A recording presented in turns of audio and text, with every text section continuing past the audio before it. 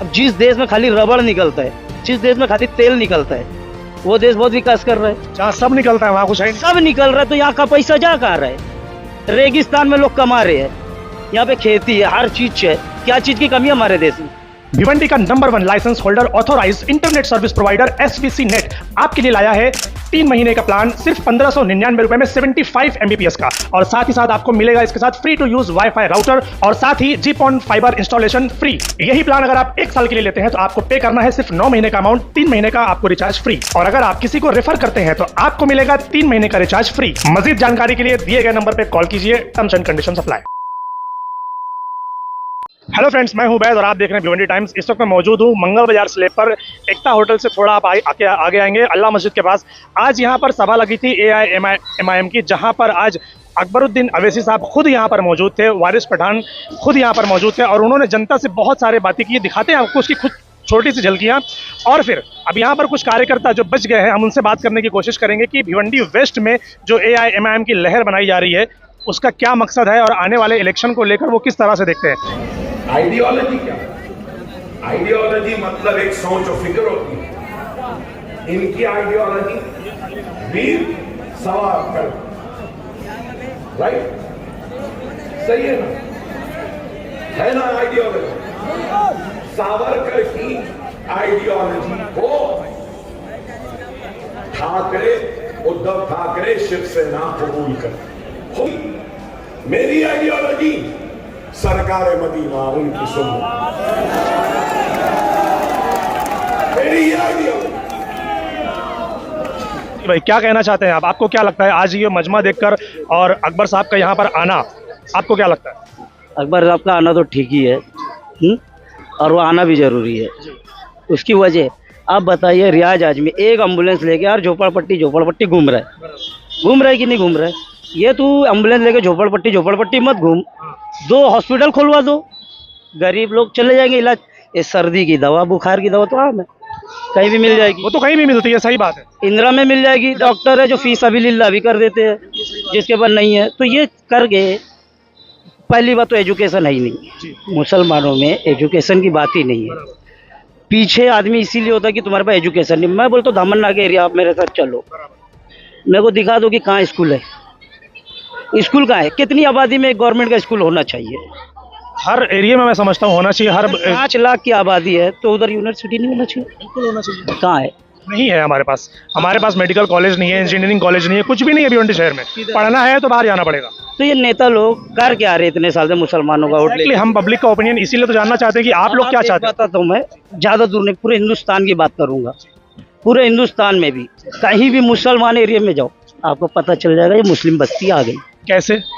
विकास के नाम पे 0, पढ़ाई के नाम पे 0, अनएम्प्लॉयमेंट, एजुकेशन तो आई नहीं। 3 चीज से देश में पीछे होता आदमी, एजुकेशन, पॉपुलेशन और करप्शन।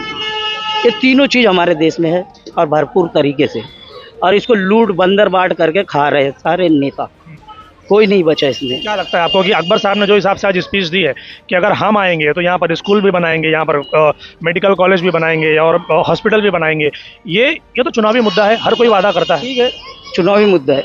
अगर वो लोगों ने नहीं करके दिखाया हो, अगर मीडिया इतनी जानकार है, चले जाए हैदराबाद। हाँ, उन्होंने तो बताया कि वहाँ पर तो फ्री एजुकेशन दे रहे हैं। चले जाए हैदराबाद, कैमरा तुम्हारे पास, हर चीज़ तुम्हारे पास, जो काम नहीं हुआ है वो लाके हाईलाइट करो कि यहाँ ये सवाल क्या उठता है कि यहाँ पर होना चाहिए ना। तो यहाँ पे जब कैंडिडेट आएगा तो ही काम होएगा, और एक बार में तो हो नहीं सकता। ये मैं भी जानता हूँ, आप भी जानोगे, क्योंकि कोई भी चीज़ इशू करने के लिए, पास करने के लिए टाइम लगता है।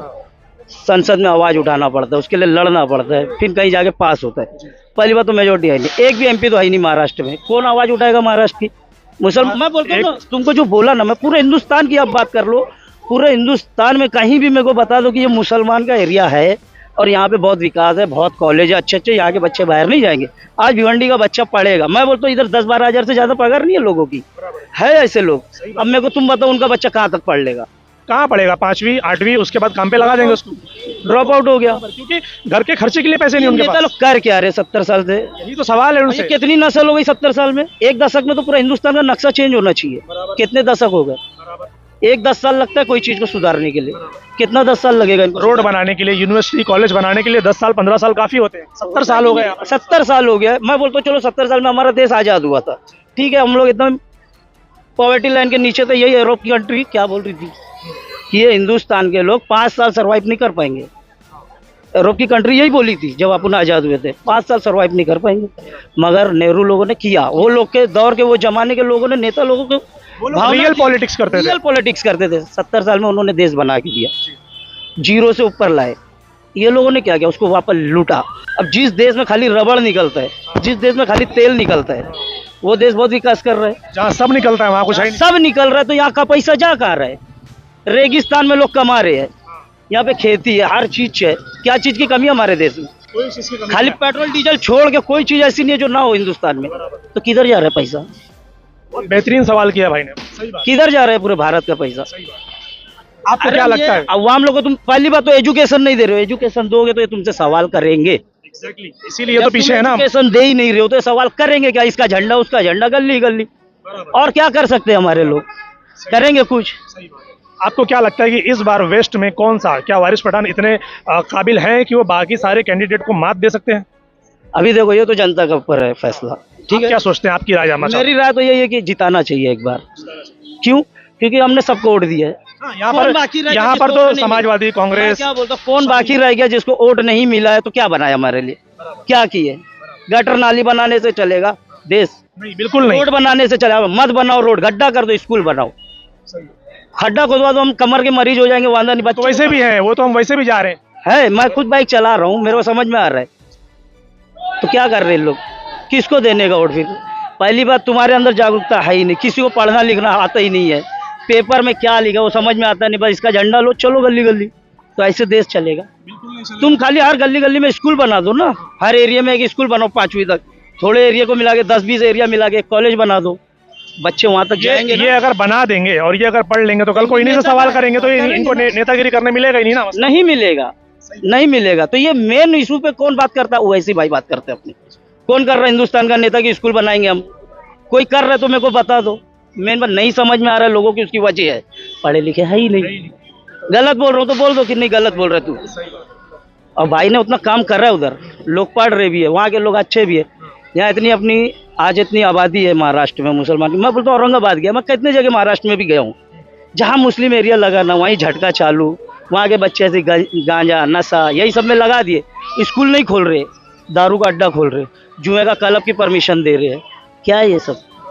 पत्तक बिक रहे वहाँ, बिक रहे कि नहीं बिक रहे? बिल्कुल, इन सब चीजों पे रोकथाम होनी चाहिए। क्यों नहीं होनी चाहिए? होनी चाहिए ना। तो क्यों नहीं होती है? क्योंकि तुमको पिछड़ा रखना। मैं ये नहीं बोलता मुसलमान पीछे, 2 समाज पीछे है हिंदुस्तान में, एक ही नहीं है। दलित जो है ना, आज तुम मैं बताऊँ झोपड़पट्टी कहीं भी देख लो हिंदुस्तान में, 2 ही समाज मिलेगा तुमको। एक डॉक्टर अंबेडकर को मानने वाले झोपड़पट्टी में पहाड़ पे मिलेंगे, यही 2 समाज है। या तो दूसरा मुसलमान है, झोपड़पट्टी पहाड़ में मिलेंगे। क्यों? जहाँ गवर्नमेंट का लैंड है वहीं जाके बसते। इनके पास पैसा ही नहीं है, इनके पास लैंड ही नहीं है, तो करेंगे क्या? वो तो अपनी जिंदगी खाली एक जानवर कैसे जीता है, बस उस तरीके से जिंदगी चल रही है मुसलमानों की। गलत बोलूँ तो बोलो। इन सब बेस पे इस बार वारिस पठान को लाना चाहिए। लाना ही चाहिए ना भाई। देखो, अगर एजुकेशन पढ़ा लिखा आदमी जाएगा तो काम होएगा कि नहीं होएगा? बिल्कुल होगा। अगर अंगूठे बहादुर को भेजेंगे अपन वहाँ तो क्या करेगा वो? सही बात है, वो तो लोगों को भी और भी अंगूठे छाप बनाएगा ना। लोग बोल रहे रियाज आदमी बहुत काम किया, बहुत काम किया। क्या काम किया? बोल रहे डॉक्यूमेंटेशन का काम। डॉक्यूमेंट तुम्हारे बाप का है क्या? तुम दे रहे हो अपने घर से? लेकिन बना के तो दे अरे रहे। हम भी बना के देते हैं, हमारे पास भी ये बच्चे। अबू आसिम जीता था ना, तो जीता था तो एक भी हॉस्पिटल बनाया? अरे जो है उसी को सुधारा। अभी उस दिन ब्रिज का जो पुल टूटा था, एक लड़के का हाथ टूटा, तुम्हारे ही लोग के मीडिया में आया, वो बोलता है एक्सरे मशीन नहीं चालू है। अब बताओ, ये 10 लाख की आबादी में एक्सरे मशीन नहीं चालू है, क्या करेगा आदमी? क्या है गवर्नमेंट की फैसिलिटी? क्या कर रहे हैं नेता लोग? रईस शेख बोल रहे, क्या कर रहे हैं वो? अरे एक इमारत बना के कलर पोत के कितने लाख का खर्चा है? 9-10 करोड़ कुछ आया था। 9-10 करोड़ क्या मायने रखता है इतनी बड़ी आबादी में? 9-10 करोड़ मायने रखता है, स्कूल मायने रखता है ना। स्कूल मायने रखता है, चालू हो गया ना। तो वैसा ही काम सब जगह होना चाहिए था इतने साल तक, तो क्यों नहीं हुआ है? यही तो सवाल है हमारा भी कि क्यों नहीं हो रहा। ये सारे जो नेता कर रहे हैं, तुम स्कूल बनाओ, हॉस्पिटल बनाओ। गरीब आदमी 2 ही चीज से पीछे होता है, एक तो स्कूल तालीम नहीं मिलती है, दूसरा हेल्थ नहीं मिलता है। हेल्थ और तालीम दे दो, ऑटोमेटिक आदमी आगे बढ़ जाएगा और हमारा देश भी तरक्की कर जाएगा। ये आज हमारा देश इतना पीछे क्यों है? ये हमारे पॉलिटिशियन के वजह से ही है। यही सही हो जाए तो फिर ऑटोमेटिक देश सुधर जाएगा, शहर सुधर जाएगा। माइक लगाने की जरूरत पड़ेगी ना हमको, आगे खड़े होने के, हम हमारे देश के विकास में गुम रहेंगे। आपने देखा होगा कैसे जन सैलाब लगा हुआ था आज के दिन, तो बहुत अच्छा रिस्पॉन्स मिल रहा है पब्लिक का कि वेस्ट में सिर्फ MIM चलने वाला है। कैसे कह सकते हैं आप ये? देखिए हम है ना काम की बुनियाद पे वोट मांग रहे हैं, काम की बुनियाद पे। अभी आप देखेंगे भिवंडी वेस्ट में जो रियाज आदमी लड़ रहे हैं, ठीक है, तो उनका गली देना बेटर नहीं है। वो कैसे नहीं बैठ रहा है? मतलब महाविकास आघाड़ी में होके भिवंडी ईस्ट में रईस शेख वहाँ लड़ रहे हैं, महाविकास आघाड़ी में, और भिवंडी वेस्ट में दयानंद चौरगे करके कोई है, उसको कांग्रेस की टिकट मिली है। तो मैंने बहुत सारे लोग से समाजवादी के कार्यकर्ताओं से पूछा, सवाल किया मैंने कि ऐसा कैसा है कि रियाज आजमी महाविकास आघाड़ी में नहीं है फिर भी वो उनको टिकट मिली है। तो बोले हमको भी समझ में नहीं आ रहा है ऐसी गलत कैसी है। तो वही कहना है मेरा कि वो बोल रहे हम नहीं टिकट से लड़ रहे हैं। लोगों को उन्होंने बताया था कि अखिलेश यादव ने खुद उनको बी फॉर्म दिया है और वो फॉर्म भर के वो समाजवादी से ही लड़ेंगे, ऐसा उनका कहना है। तो ये तो एकदम खुल के दिखाई दे रहा है पब्लिक को। मुझे एक चीज ये समझ नहीं आता कि सभी लोग बोल रहे हैं हम लड़ेंगे और सभी लोग मुसलमानों को एक होने की बात कर रहे हैं। MIM अलग बात करती है, समाजवादी अलग, कांग्रेस अलग, और दूसरी पार्टियां अलग अलग बात करती है कि भाई मुस्लिम एक हो जाओ। तो एक होना है तो किसके साथ होना है? हर पार्टी तो वही बात कर रही है। आप भी डेवलपमेंट की बात कर रहे हैं, आप भी जो है तो शरीयत की बात कर रहे हैं, वो भी वही काम कर रहे हैं। तो मुस्लिम वोट एक होगा कैसे? देखिए मुस्लिम वोट जो एक होगा हम इस बुनियाद पर बोल रहे हैं क्योंकि देखिए MIM महाराष्ट्र में जहाँ जहाँ अपना कैंडिडेट उतारी है, 14 या 16 सीट है, जहाँ जहाँ उतारी है, अगर महाविकास आघाड़ी का मुसलमान नेता है, मुसलमान MLA है, तो MIM पार्टी ने वहाँ पे अपना कैंडिडेट नहीं दिया है। लेकिन अबू आसिम आजमी जो बीजेपी की राजनीति कर रहे हैं, है ना, ये खुल के लोगों के सामने आ गया है कि वो बीजेपी के एजेंट है, समझ रहे हो आप। तो जहाँ जहाँ देखें MIM खड़ी है वहाँ वहाँ समाजवादी अपने कैंडिडेट को दे दिए। जैसे कि अगर हमको जो लोग बी टीम बोलते हैं, और बी टीम कौन है? अबू आसिम आजमी, समाजवादी पार्टी। अगर हम बी टीम होते तो हम रईस शेख के सामने नहीं देते कैंडिडेट MIM पार्टी। आपने तो वहाँ पर ईस्ट में तो खड़ा ही नहीं किया। क्योंकि हमारा भाई है, मुस्लिम भाई है रईस शेख, और उन्होंने काम किए। तो ऐसे ही ना और भी जगह जो समाजवादी के रहे या महाविकास आघाड़ी के कैंडिडेट रहे, मुस्लिम रहे, तो हमने वहाँ पे MIM पार्टी ने वहाँ पे कैंडिडेट नहीं दिए। और हम इस बुनियाद पे यहाँ पे लड़ रहे कि हमने इंतजार किया कि मुसलमान को टिकट दिया जाएगा कांग्रेस का, लेकिन उन्होंने क्या किया, ग्रामीण के बंदे को दे दिया कांग्रेस की टिकट। तो देखो 3 लोग हैं यहाँ पे, एक है विलास आर पाटिल, एक दयानंद चौरगे, एक महेश चोगले, ठीक है, और चौथा जो है अपना समाजवादी का रियाज आजमी है। तो ये मुसलमान का वोट काटने कौन काम कर रहे हैं? रियाज आजमी। हमने इंतजार किया कि टिकट किसी मुसलमान को नहीं मिला। कांग्रेस पार्टी हमेशा से मुसलमानों को वोट करती आई है, तो दयानंद चौरगे तो कांग्रेस से हैं, तो क्या वो वोट काटने का काम नहीं करेंगे? आप देखो ना, अगर यही टिकट रियाज आजमी को दे देते महाविकास आघाड़ी से, उनका सपोर्ट करते। लेकिन MIM है ना, देखिए ये महाविकास आघाड़ी ने मुस्लिम कैंडिडेट MIM महाविकास आघाड़ी को सपोर्ट कर रही है। नहीं, ऐसा नहीं है। हमारा मकसद क्या है कि हमारी कौम आगे बढ़े, क्योंकि हम एकदम पिछले कौम के हो गए हैं, ठीक है। हिंदुस्तान में हमको दूसरे दर्जे का शहरी बना दिया गया है, समझ रहे हो। गरीब तबका देखेंगे मुसलमान है, तो जुल्म देखेंगे मुसलमान पे हो रहा है। तो कहीं ना कहीं हम चाह रहे हैं कि मुसलमान कैंडिडेट हमेशा जीत के आए, वो कोई भी पार्टी से हो। लोग तो MIM को भी यही बोलते हैं कि MIM इसलिए आई है ताकि बीजेपी जीतेगी। देखिए तो ये भी बोलते हैं। ऐसा होता तो हम वेस्ट ईस्ट में उतारते रईस शेख के सामने, तो लोग बोल सकते हैं कि हम मुस्लिम कैंडिडेट को हरा के किसी हिंदू कैंडिडेट को जिताना चाहते हैं। लेकिन हमारा ऐसा नहीं है, हम डेवलपमेंट पे बात कर रहे हैं। और यहाँ पे वजह ऐसा है ना, क्योंकि इस यहाँ पर 2 बार सिटिंग MLA कौन है? महेश चोगले। तो आपने यहाँ पर कैंडिडेट अपना उतार दिया, वहाँ पर तो कोई MLA था नहीं बीजेपी का, इसलिए आपने वहाँ पर नहीं उतारा। तो यहाँ पर उतारने का मकसद ये तो नहीं कि भाई हम वोट बांट लेंगे और उनको जिता देंगे। नहीं, ऐसा नहीं है। देखिए वहाँ पे रईस शेख ने अच्छा काम किया है और वो हमारी कौम का बंदा है और वो असेंबली में आवाज़ उठाता है, इसलिए हमने देखा हमारी कौम का बंदा है, तो हम किस लिए वहाँ पे उसको हराने के लिए उतरे, ठीक है। यहाँ पे महेश चोगले है, आप देखेंगे यहाँ पे इस साइड काम नहीं हुआ है, किधर भी काम नहीं हुआ है, उधर थोड़ा बहुत काम हुआ है। तो कहीं ना कहीं इस वजह से हम यहाँ पे, और 2019 में तो हमारा यहाँ वोट बैंक है, 45,000 हमको वोट मिला था। और शोएब गुड्डू वो तो खालिद गुड्डू थे जो यहाँ भिवंडी के रहवासी हैं, वो बच्चा उनको जानता है। लेकिन वारिस पठान तो यहाँ के नहीं है। जैसे लोग दयानंद चौरगे को बोलते हैं कि हम तो इनको जानते भी नहीं कि ये कहाँ से, लोग बोलते हैं वो ग्रामीण के रहने वाले अचानक से यहाँ पर आए, पिछले 8-10 सालों से हमने उनको कभी देखा नहीं। तो उनके बारे में जिस तरीके से बात कर रहे हैं उसी तरीके से वारिस पठान को भी लोग बोल रहे हैं कि हमने इनको कभी देखा नहीं। डेमोक्रेसी है, कोई कहीं से भी लड़ सकता है, ठीक है। लेकिन काम वोट बैंक की है ना, क्योंकि वोट बैंक वहाँ पर होता है जहाँ पर पब्लिक जानती है आपको। काम की बुनियाद पे लड़ा जाता है, ठीक है। दयानंद चौरके ने क्या किया, हम तो उसको जानते भी नहीं थे, अभी अभी हमको मालूम है कि वो ग्रामीण में रहता है। यही बात तो वारिस पठान के लिए भी लोग बोल रहे हैं वारिस ना। पठान एक ऐसा वाहिद इंसान है जो महाराष्ट्र की बुलंद आवाज है वो, ठीक है। सारे हिंदुस्तान के लोग उसको जानते हैं और उनका काम जानते हैं।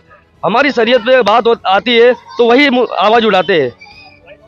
मौलाना सलमान अजहरी पे जो मामला हुआ था, सबसे पहले कौन लब्बैक कहा, उनका सपोर्ट कौन किया, वारिस पठान ने किया। क्या किसी सेकुलर नेता ने किया सपोर्ट? नहीं किया। तो इस वजह से कहीं ना कहीं हम है ना उनको यहाँ पे वेस्ट में जिताने की कोशिश करेंगे और वो काम भी करके दिखाएंगे। वो पढ़े लिखे एडुकेट है वो।